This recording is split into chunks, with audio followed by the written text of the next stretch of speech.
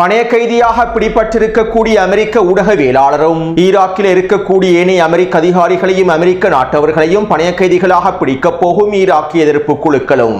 வாருங்கள் நாங்கள் மோதி பார்ப்போம். 70 லட்சம் ஈரானியர்கள் தயாராகவே இருக்கின்றார்கள். ஒவ்வொரு ஈரானிய குடும்பங்களும் ஆயுதங்களோடு தயாராக இருக்கின்றார்கள். வாருங்கள் நாங்கள் மோதி பார்ப்போம். ஈராக் குவைத் எல்லை பிரதேசத்திலே நிலை கொண்டிருக்கக்கூடிய அமெரிக்க அதிகாரிகளையும் வான் பாதுகாப்பு அமைப்புகளையும் தரைமட்டமாக்கிய ஈராக்கிய எதிர்ப்பு குழுக்களும் சிதைக்கப்பட்டு தரைமட்டமாக்கப்பட்டிருக்கக்கூடிய ஐக்கிய அரபு அமீரகத்தின் பொருளாதார வளாகங்களும் ஈரானின் தொடர்ச்சியான வீரியமான தாக்குதல்களும். டொனால்ட் ட்ரம்பின் நிர்வாகத்திற்கு எதிராக திரும்பியிருக்கக்கூடிய டொனால்ட் ட்ரம்பினுடைய உரையும் இனி வரக்கூடிய நாட்களில் வீரியமடைய போகும் டொனால்ட் ட்ரம்புக்கு எதிரான அமெரிக்க மக்களின் எழுச்சியும்.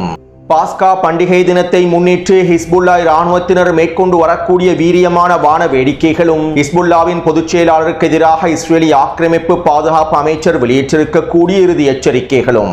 பல மடங்கினால் அதிகரித்திருக்கக்கூடிய ஈரானி எண்ணெய் வியாபாரமும் ஹெர்மூஸ் ஜலசந்தி பிரதேசத்திலே பாஸ்போர்ட் முறைமையை கையாளும் ஈரானிய இராணுவத்தினரும் சர்வதேச சந்தையில் ஏற்பட்டிருக்கக்கூடிய மிகப்பெரிய வீழ்ச்சியும்.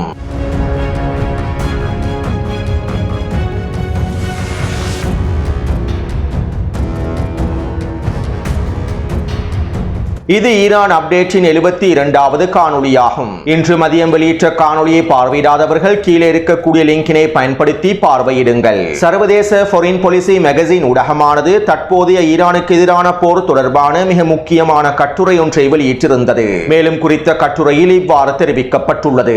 ஈரானின் தற்போதைய தாக்குதல்கள் வெறும் அடையாளப்படுத்தக்கூடிய தாக்குதல்களாக மாத்திரம் இருப்பதில்லை. வியூக ரீதியில் மூலோபாய ரீதியில் சீர்குலைவை ஏற்படுத்தக்கூடிய தாக்குதல்களாகவே ஈரான் தாக்குதல்கள் அமைந்துள்ளன. மத்திய கிழக்கில் இருக்கக்கூடிய அமெரிக்க தளங்களை ஈரான் மீண்டும் மீண்டும் தாக்குவதனால், அமெரிக்க தளங்களை முழுமையாக சிதைத்து தரைமட்டமாக்குவதனால் அமெரிக்காவினுடைய பொருட்செலவானது பல மடங்கினால் அதிகரித்துக் கொண்டே செல்கின்றது. மேலும் அமெரிக்க தளங்களை பாதுகாப்பதற்கும் அமெரிக்கா மிகப்பெரிய விலையை செலுத்துகின்றது. மத்திய கிழக்கு பிராந்தியத்திலே ஈரான் அமெரிக்க இராணுவத்தினை முழுமையாக தோற்கடிக்க வேண்டிய தேவையும் இல்லை. மத்திய கிழக்கு பிராந்தியத்திலே அமெரிக்க இராணுவத்தின் உணர்திறன்களை முழுமையாக அளிப்பதே போதுமானதாகும். இதைத்தான் தற்போது ஈரான் செய்து வருகின்றது. அளிக்கப்பட்டிருக்கக்கூடிய தரைமட்டமாக்கப்பட்டிருக்கக்கூடிய அமெரிக்க தளங்களை மீண்டும் கட்டமைப்பது என்பது இலகுவான விடயமல்ல. மேலும் அமெரிக்காவினால் இதே இடத்தில் மீண்டும் அமெரிக்க தளங்களை உருவாக்கவே முடியாது. மேலும் குறுகிய காலத்திற்குள்ளே மத்திய கிழக்கு பிராந்தியத்தில் இன்னும் பல இடங்களையும் அமெரிக்காவினால் தெரிவு செய்ய முடியாது. இது மத்திய கிழக்கு பிராந்தியத்திலே அமெரிக்க இராணுவத்தின் உணர்திறன்களை முழுமையாக சிதைத்து விட்டுள்ளது.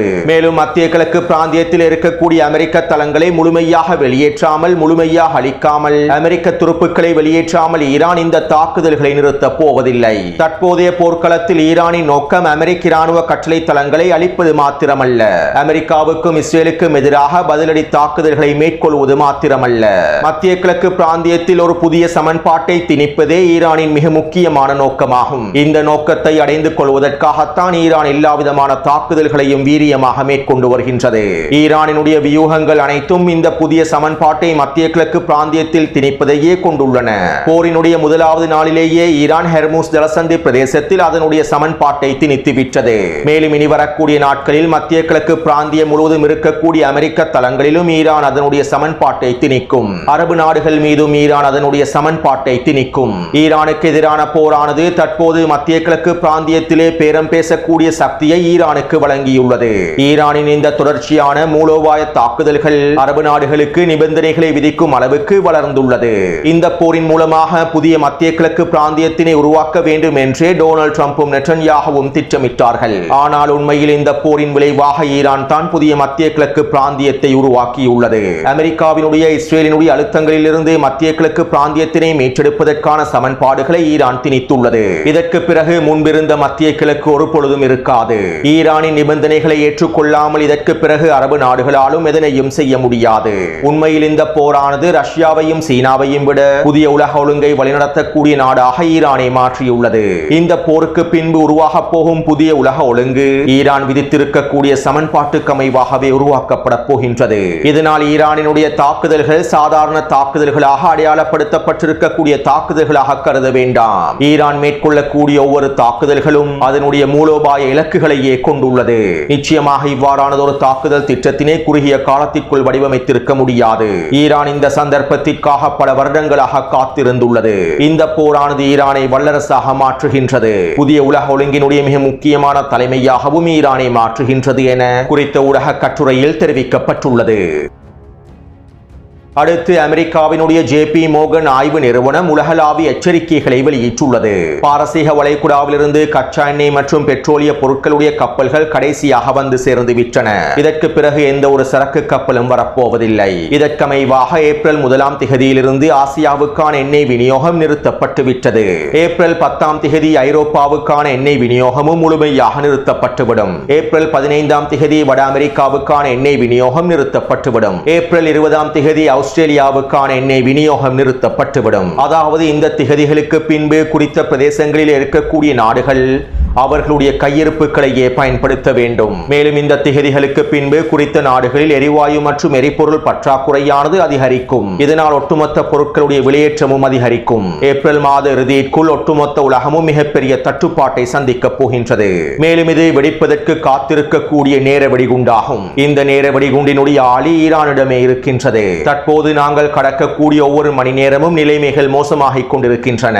விரைவில் நாங்கள் மிகப்பெரிய ஆபத்துக்களை சந்திக்கப் போகின்றோம் என அமெரிக்காவின் JP மோர்கன் ஆய்வு நிறுவனம் அறிக்கைகளில் குறிப்பிட்டுள்ளது. அடுத்து ஹெர்மோஸ் ஜலசந்தி பிரதேசத்திலே ஈரான் அதனுடைய எண்ணெய் ஏற்றுமதியில் பல மடங்கு லாபத்தினை அடைந்து வருகின்றது. தற்போதைய யுத்த செலவுகளை ஈடு செய்யும் வகையில் அதிகளவான லாபத்தை ஈட்டி வருகின்றது. ஈரான் தற்போது ஹெர்மோஸ் ஜலசந்தி வழியாக பயணிக்கக்கூடிய நட்பு நாடுகளின் எண்ணெய் கப்பல்களுக்கு பாஸ்கோடுகளை வழங்கியுள்ளது. இந்த பாஸ்கோடுகளுக்கு அமைவாகவே ஒவ்வொரு எண்ணெய் கப்பல்களும் கடக்கின்றன. மேலும் ஒரு நாளைக்கு 2 தொடக்கம் 5 வரையிலான கப்பல்களுக்கு மாத்திரமே ஈரான் அனுமதி வழங்குகின்றது. மேலும் இவ்வாறு பாஸ்கோடை பெற்றுக் கொண்டிருக்கக்கூடிய நட்பு நாடுகளின் எண்ணெய் கப்பல்கள் ஒரு பீப்பா எண்ணெய்க்கு $1 வீதம் செலுத்த வேண்டும். அதாவது $1 பெறுமதியான பணத்தை யுவானில் செலுத்த வேண்டும். இவ்வாறு ஹெர்மோஸ் ஜலசந்தியை கடக்கக்கூடிய எண்ணெய் கப்பல்களுக்கு ஈரான் வரியை அறவிடுகின்றது. அடுத்து அமெரிக்காவினுடைய போர் அமைச்சர் பீட் ஹெக்ஸெட் எக்ஸ் தளத்தில் ஈரானுக்கு எதிரான மிரட்டல்களை வெளியிட்டிருந்தார். நாங்கள் ஈரானை கற்காலத்திற்கு அனுப்புவோம் என தெரிவித்திருந்தார். டொனால்ட் ட்ரம்பினுடைய உரையில் குறிப்பிடப்பட்டிருக்கக்கூடிய விடயத்தையே இவ்வாறு பீட் ஹெக்ஸெட் பதிவிட்டிருந்தார். மேலும் இதற்கு பதிலடியாக ஈரானின் விண்வெளிப்படையினுடைய தளபதி மாஜித் மௌசாவி அவர்கள் இவ்வாறு தெரிவித்தார். அற்பமான 250 வருட வரலாற்றை கொண்டிருக்கக்கூடிய நீங்கள் 6000 வருடங்களுக்கு மேலாக வரலாற்றை கொண்டிருக்கக்கூடிய நாகரிகத்தை கொண்டிருக்கக்கூடிய எங்களை மிரட்டுகின்ற ஹாலிவுட் மாயைகள் உங்களுடைய மனங்களை மறைத்து விட்டன, நஞ்சாக்கி விட்டன. மேலும் 6000 வருடங்களுக்கு மேலாக வரலாற்றை கொண்டிருக்கக்கூடிய ஈரானிய களத்தில் உங்களுடைய ஹாலிவுட் மாயைகள் எடுபட போவதில்லை என ஈரானின் விண்வெளிப்படையினுடைய தளபதி மஜித் மௌசாவி அவர்கள் தெரிவித்துள்ளார். அடுத்து இன்று காலை டொனால்ட் ட்ரம்ப் ஆற்றிய உரையானது தற்போது டொனால்ட் ட்ரம்பினுடைய நிர்வாகத்திற்கு எதிராகவே திரும்பியுள்ளது. டொனால்ட் ட்ரம்ப் முன்வைத்திருக்கக்கூடிய உரையை அமெரிக்க ஊடகங்கள் கிழித்து தொங்கவிட்டு வருகின்றன. ஈரானுக்கு எதிரான போர் ஆரம்பிக்கப்பட்டு 1 மாதம் முடிவடைந்திருக்கக்கூடிய நிலைமையில் டொனால்ட் ட்ரம்ப் ஆற்றியிருக்கக்கூடிய மிக முக்கியமான உரையானது அமெரிக்க மக்களிடத்திலே நம்பிக்கையை ஏற்படுத்த தவறிவிட்டது. சர்வதேச சந்தையில் நம்பிக்கையை ஏற்படுத்த தவறிவிட்டது. ஈரானுக்கு எதிராக உச்ச தாக்குதல்களை மேற்கொண்டு ஈரானின் மின்சக்தி தளங்களையும் எரிசக்தி தளங்களையும் அளித்து எண்ணெய் தளங்களையும் அளித்து 2 வாரத்திற்குள்ளே போரை முடிவுக்கு கொண்டு வருவதாக டொனால்ட் ட்ரம்ப் வெளியிட்டிருக்கக்கூடிய கருத்துக்கள் உண்மையில் போரினுடைய அடுத்த கட்ட விரிவாக்கத்தையே உறுதிப்படுத்துகின்றது. ஈரானுக்கு எதிரான தாக்குதல்கள் ஈரானினுடைய பதிலடி தாக்குதல்களை வீரியமாக்கும். இது சர்வதேச சந்தையில் மிகப்பெரிய தாக்கத்தினை ஏற்படுத்தும். இதனால் அமெரிக்க மக்கள் மிகப்பெரிய சிக்கல்களுக்குள் தள்ளப்பட போகின்றார்கள். இதற்கு பிறகு சர்வதேச சந்தையை மீட்டெடுக்க முடியாது. சர்வதேச சந்தையினுடைய நம்பிக்கையை மீட்டெடுக்க முடியாது. அமெரிக்க மக்களிடத்திலே நம்பிக்கையை மீட்டெடுக்க முடியாது என அமெரிக்க ஊடகங்கள் செய்திகளில் குறிப்பிட்டுள்ளன. அது மட்டுமல்லாமல் டொனால்ட் ட்ரம்பினுடைய உரையை தொடர்ந்து அமெரிக்க பங்கு சந்தையில் $500 பில்லியன் வீழ்ச்சி ஏற்பட்டுள்ளது. மேலும் அமெரிக்க பங்கு சந்தையானது மிகப்பெரிய இழப்புகளையும் சந்தித்துள்ளதாகவும் அமெரிக்க ஊடகங்கள் தெரிவித்துள்ளன. அது மட்டுமல்லாமல் டொனால்ட் ட்ரம்பினுடைய உரையை தொடர்ந்து எண்ணெய் விலையானது $3 அதிகரித்துள்ளது. அமெரிக்க எண்ணெயினுடைய விலையானது $2 அதிகரித்துள்ளதாக தெரிவிக்கப்படுகின்றது. அத்தோடு தி அட்லாண்டிக் ஊடகம் இவ்வாறு தெரிவித்துள்ளது. டொனால்ட் ட்ரம்ப் முன்வைத்திருக்கக்கூடிய உரையில் அவர் எரிவாயு விலையை பற்றி எதுவுமே கூறவில்லை. அமெரிக்க மக்கள் எரிவாயு விலையேற்றத்தினால் மிகப்பெரிய சிக்கலுக்குள் தள்ளப்பட்டுள்ளார்கள். இது உலகளாவிய சந்தை என்பதனை டொனால்ட் ட்ரம்பினால் புரிந்து கொள்ள முடியவில்லையா? 19ஆம் நூற்றாண்டின் கண்ணோட்டத்தோடு 21ஆம் நூற்றாண்டிலே டொனால்ட் ட்ரம்ப் போரில் களமிறங்கியுள்ளார். அமெரிக்க மக்களுக்கு எரிவாயுவை குறைந்த விலையில் வழங்கிக் கொண்டு மத்திய கிழக்கு பிராந்தியத்தினை தீக்கிரையாக்கிவிட முடியும் என டொனால்ட் ட்ரம்ப் நினைக்கின்றார். டொனால்ட் ட்ரம்பின் இந்த தவறான கணிப்பீட்டின் விளைவாக அமெரிக்காவிலே மத்திய தர வர்க்கம் அழிந்து வருகின்றது. அமெரிக்காவில் இருக்கக்கூடிய மத்திய தர வர்க்கம் மிகப்பெரிய சிக்கலுக்குள் தள்ளப்பட்டுள்ளார்கள். மத்திய தர வர்க்கம் பாதிக்கப்படுவது அமெரிக்காவினுடைய ஒட்டுமொத்த பொருளாதாரத்தையும் பாதித்துவிடும். 19ஆம் நூற்றாண்டு கண்ணோட்டத்தோடு 21ஆம் நூற்றாண்டிலே ஈரானுக்கு எதிராக போரில் களமிறங்கி இருக்கக்கூடிய டொனால்ட் ட்ரம்பினால் இவற்றை ஒரு பொழுதும் புரிந்து கொள்ளவே முடியாது. மேலும் இதன் விளைவாக இனி வரக்கூடிய நாட்களில் அமெரிக்க மக்களுடைய அடுத்த கட்ட எழுச்சி ஆரம்பிக்கப்படும் என தி அட்லாண்டிக் ஊடகம் செய்திகளில் குறிப்பிட்டுள்ளது. அதாவது டொனால்ட் ட்ரம்பினுடைய உரையானது அமெரிக்க மக்கள் மத்தியில் பதற்றத்தை அதிகரித்துள்ளது. ஈரானுக்கு எதிரான ஃபைனல் ப்ளோ தாக்குதல்கள் மிகப்பெரிய அடுத்த கட்ட விரிவாக்கத்தையே ஆரம்பிக்கப் போகின்றது என்பதனை அமெரிக்க மக்கள் புரிந்து கொண்டுள்ளார்கள். இதனால் தான் சர்வதேச சந்தையும் டொனால்ட் ட்ரம்பினுடைய உரையை தொடர்ந்து மிகப்பெரிய வீழ்ச்சியை நோக்கி நகர்ந்து கொண்டிருக்கின்றது.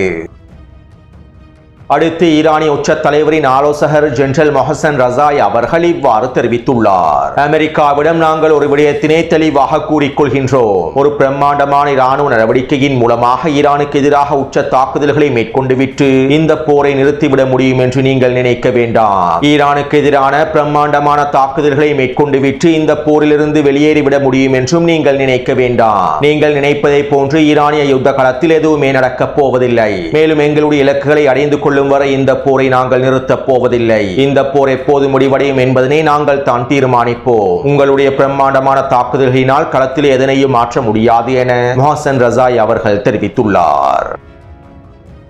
அத்தோடு ஈரானுக்கு எதிரான தரைவழி தாக்குதல்களை மேற்கொள்வதற்கு அமெரிக்கா முழுமையாக தயாராகி வருகின்றது. இன்று மதியம் வெளியிட்ட காணொலியில் இவை தொடர்பான பல முக்கியமான தகவல்களை பதிவிட்டிருந்தேன். இப்படியான நிலைமையில் ஈரானினுடைய இராணுவ தளபதி ஜெனரல் ஹத்தாமி அவர்கள் இவ்வாறு தெரிவித்துள்ளார். நாங்கள் தற்போது எங்களுடைய எதிரிகளை மிகவும் துல்லியமாக கண்காணித்து வருகின்றோம். எதிரிகளுடைய ஒவ்வொரு நகர்வுகளையும் நாங்கள் அவதானித்து வருகின்றோம். ஈரானுக்கு எதிராக எதிரிகள் தரைவழி தாக்குதலை மேற்கொள்வதற்கு திட்டமிடுகின்றார்கள். மேலும் ஈரானுக்கு எதிரான உச்ச தரைவழி தாக்குதல்கள் ஆரம்பிக்கப்பட்டால் உடனடியாக இதற்கான உச்ச பதிலடிகளை வழங்குவதற்கு நாங்கள் அனைத்தையும் தயார் செய்து வைத்துள்ளோம். மேலும் இந்த தாக்குதல்களினால் ஈரானிய மக்கள் பாதுகாப்பை உணராத போது மத்திய கிழக்கு பிராந்தியத்தில் இருக்கக்கூடியவரும் பாதுகாப்பை உணர மாட்டார்கள். இதனை மத்திய கிழக்கில் இருக்கக்கூடிய நாடுகள் தெளிவாக புரிந்து கொள்ள வேண்டும். மேலும் தரை வழியாக ஈரானுக்குள்ளே நுழையக்கூடியவரும் உயிரோடு திரும்ப மாட்டார்கள். அவர்களால் உயிரோடு திரும்பவும் முடியாது என ஈரானிய இராணுவத்தின் தளபதி ஜெனரல் ஹத்தாமி அவர்கள் தெரிவித்துள்ளார்.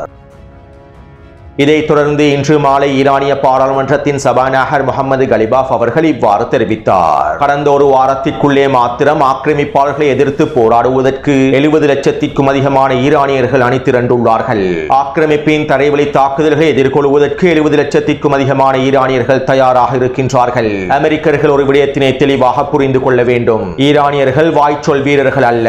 அவர்கள் தாய் நாட்டுக்காக ரத்தம் சிந்தக்கூடியவர்கள். ஈரான் இஸ்லாமிய குடியரசுக்காக ரத்தம் சிந்தக்கூடிய உயிர் தியாகம் செய்யக்கூடியவர்கள். மேலும் இதனை அவர்கள் முன்பும் செய்துள்ளார்கள். இதற்கு பின்பும் செய்வதற்கு தயாராகவே இருக்கின்றார்கள். நீங்கள் எங்களுடைய ஒவ்வொரு வீடுகளை நோக்கி வரும்போதும் அந்த வீட்டில் இருக்கக்கூடிய ஆயுதமேந்திய ஒவ்வொரு குடும்பத்தையும் நீங்கள் எதிர்கொள்ள வேண்டி ஏற்படும். உங்களுடைய தரைவழி தாக்குதல்களை முறியடிப்பதற்கு ஒட்டுமொத்த ஈரானிய குடும்பங்களும் ஆயுதங்களோடு தயாராகவே இருக்கின்றார்கள். இதனால் வாருங்கள் மோதி பார்ப்போம், வாருங்கள் மோதி பார்ப்போம். ஒவ்வொரு ஈரானிய குடும்பங்களும் தயாராகவே இருக்கின்றார்கள் என ஈரானிய பாராளுமன்றத்தின் சபாநாயகர் முகமது கலிபாஃப் தெரிவித்துள்ளார்.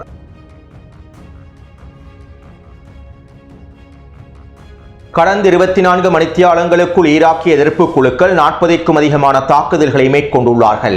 இதற்கமைவாக ஈராக் மற்றும் குவைத் எல்லை பிரதேசத்திலே இருக்கக்கூடிய அதேரியா தளத்தை இலக்கு வைத்தும் ட்ரோன் மற்றும் ஏவுகணை தாக்குதல்களை மேற்கொண்டுள்ளார்கள். குறித்த தளத்தில் இருக்கக்கூடிய பெட்ரியோட் வான் பாதுகாப்பு அமைப்புகளை தரைமட்டமாக்கியுள்ளார்கள். மேலும் குறித்த தளத்திலே 20க்கும் அதிகமான அமெரிக்க அதிகாரிகளும் சிப்பாய்களும் நிலை கொண்டுள்ளார்கள். இவர்களை இலக்கு வைத்தும் ஈராக்கிய எதிர்ப்பு குழுக்கள் ட்ரோன் தாக்குதல்களை மேற்கொண்டுள்ளார்கள். மேலும் இந்த தாக்குதல்களிலே இவர்களில் அதிகமானோர் கொல்லப்பட்டும் படுகாயங்களுக்கு உள்ளாக்கப்பட்டிருக்கலாம் என்றும் தெரிவிக்கப்படுகின்றது.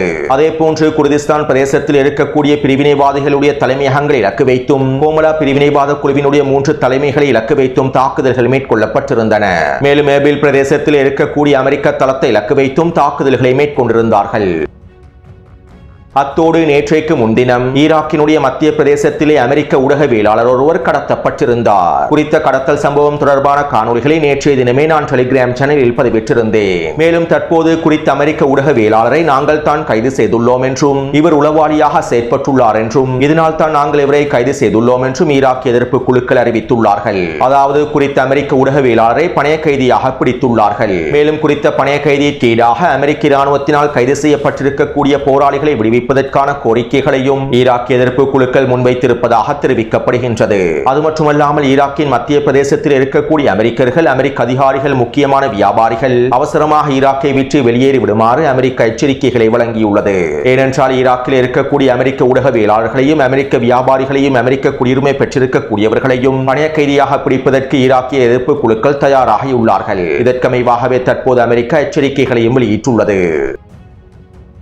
அடுத்து ஹிஸ்புல்லா இராணுவத்தினர் நேற்றைய தினம் மொத்தமாக 61 தாக்குதல்களை மேற்கொண்டிருந்தார்கள். மேலும் நேற்று மாலையிலிருந்து இஸ்ரேலி ஆக்கிரமிப்பின் வடக்கு பிரதேசத்தை இலக்கு வைத்து 80க்கும் அதிகமான ஏவுகணை தாக்குதல்களை மேற்கொண்டிருந்தார்கள். பாஸ்கா பண்டிகையை கொண்டாடக்கூடிய இஸ்ரேலி ஆக்கிரமிப்பு நிலத்தொடர்களின் மிக முக்கியமான ஹோட்டல் விடுதிகளை இலக்கு வைத்தும் இந்த ஏவுகணை தாக்குதல்கள் மேற்கொள்ளப்பட்டிருந்தன. ஈரானிய ஏவுகணைகள் எவ்வாறு நிலத்திடர்களை உறங்கு விடாமல் செய்ததோ அதே போன்றே ஹிஸ்புல்லா இராணுவத்தினரும் நிலத்திடர்களை நிம்மதியாக இருக்க விடவில்லை. பாஸ்கா விடுமுறையை முன்னிட்டு ஹிஸ்புல்லா இராணுவத்தினர் ஏவுகணை தாக்குதல்களுடைய வீரியத்தையும் அதிகப்படுத்தியுள்ளார்கள். இதைத் தொடர்ந்து இன்று காலை இஸ்ரேலிய ஆக்கிரமிப்பின் பாதுகாப்பு அமைச்சர் இவ்வாறு தெரிவித்தார். எங்களுடைய இஸ்ரேலிய மக்களின் பாஸ்கா விடுமுறை கொண்டாட்டத்தை சிதைக்கும் நோக்கத்தோடு ஹிஸ்புல்லா தாக்குதல்களை அதிகப்படுத்தியுள்ளது. இதனால் நாங்கள் இறுதி எச்சரிக்கைகளை வழங்குகின்றோம். மேலும் ஹிஸ்புல்லாவினுடைய பொதுச் செயலாளர் ஷேக் நைம் காசிமை நாங்கள் படுகொலை செய்து விடுவோம். நஸ்ருல்லா, கமேனி, யஹ்யா சின்வர் என்போர் எவ்வாறு நரகத்தின் அடிப்பகுதிக்கு அனுப்பி வைக்கப்பட்டார்களோ அதே போன்றே நாங்கள் நைம் காசிமையும் நரகத்தின் அடிப்பகுதிக்கு அனுப்பி விடுவோம் என இஸ்ரேலிய ஆக்கிரமிப்பின் பாதுகாப்பு அமைச்சர் தெரிவித்துள்ளார். இவ்வாறு இஸ்ரேலிய ஆக்கிரமிப்பு பாதுகாப்பு அமைச்சர் கருத்துக்களை வெளியிட்டு 1-2 மணித்தியாலங்களுக்குள் ஹிஸ்புல்லா இராணுவத்தினர் வடக்கு பிரதேசத்தை இலக்கு வைத்து 60க்கும் அதிகமான ஏவுகணை தாக்குதல்களை மேற்கொண்டிருந்தார்கள். இந்த தாக்குதலிலே 15க்கும் அதிகமான நகர்ப்புற பிரதேசங்களில் வெடிப்புகள் பதிவாகி இருந்தன. 3 கட்டிடங்கள், விடுதிகள் என்பன சேதமடைந்துள்ளன. அடுத்து ஈரானும் தொடர்ச்சியான தாக்குதல்களை மேற்கொண்டு வருகின்றது. இஸ்ரேலிய ஆக்கிரமிப்பை இலக்கு வைத்தும் தாக்குதல்களை மேற்கொண்டு வருகின்றது. அதே போன்று நேற்றிரவு ஐக்கிய அரபு அமீரகத்தின் அபுதாபியில் இருக்கக்கூடிய கைத்தொழில் வளாகத்தை இலக்கு வைத்து தாக்குதல்களை மேற்கொண்டுள்ளது. இந்த தாக்குதலினால் குறித்த பிரதேசத்திலே மிகப்பெரிய தீப்பரவல் ஏற்பட்டுள்ளது. ஆனால் இந்த தாக்குதல்களை நாங்கள் வெற்றிகரமாக முறியடித்து விட்டோம் என்று ஐக்கிய அரபு அமீரகம் அறிவித்தது. இருப்பினும் செயற்கைக்கோள் புகைப்படத்தில் அபுதாபியில் இருக்கக்கூடிய கைத்தொழில் வளாகம் தீக்கிரையாக்கப்பட்டுள்ளது என்பது உறுதி செய்யப்பட்டுள்ளது. அதே போன்று குவைத் மற்றும் பஹ்ரைன் இருக்கக்கூடிய அமெரிக்க தளங்களை இலக்கு வைத்தும் தாக்குதல்கள் மேற்கொள்ளப்பட்டுள்ளன. கிட்டத்தட்ட 4 வெடிப்புகள் பதிவாக இருப்பதாக தெரிவிக்கப்படுகின்றது. எனவே இந்த காணொளி தொடர்பான கருத்துக்களை பதிவிடுங்கள். தொடர்ந்து என்னுடன் இணைந்திருங்கள். நன்றி, வணக்கம்.